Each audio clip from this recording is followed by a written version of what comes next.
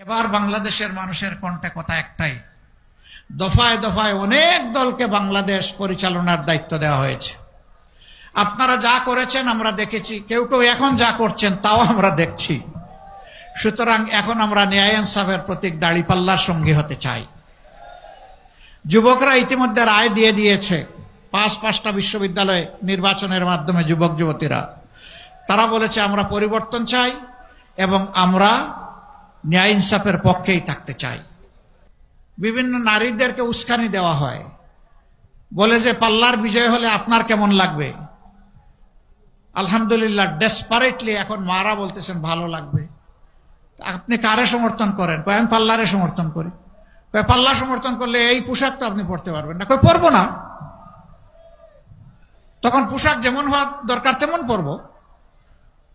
আপনি পোশাকও পরবেন না, এই পাল্লা কেন বিজয়ী হবে?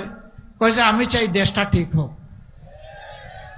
জিজ্ঞেস করে জামাতের কোন জিনিস তোমার ভালো লাগে? কয় পুরা জামাতকেই আমার ভালো লাগে। This is the reality of time. আলহামদুলিল্লাহ, দেশবাসী বিশেষ করে যুব সমাজ এবং মায়ের জাতি তারা আর বস্তা পচা রাজনীতি দেখতে চান না। মাদেরকে জিজ্ঞেস করা হয় আপনারা কেন পাল্লায় ভোট দিবেন? বলে যে আমরা পাল্লায় ভোট দিব, আমরা নিরাপদ থাকতে চাই। এই জন্য কয় অন্য কেউ আসলে নিরাপদ থাকবেন না। কয় এখনই ওদের হাতে আমাদের নিরাপত্তা নাই, ক্ষমতায় আসলে তো সব শেষ করে দেবে। কিন্তু এই সংগঠনের লোকেরা এবং তাদের সঙ্গী যারা আছে তারা এই কাজ করবে না, এটা আমাদের বিশ্বাস।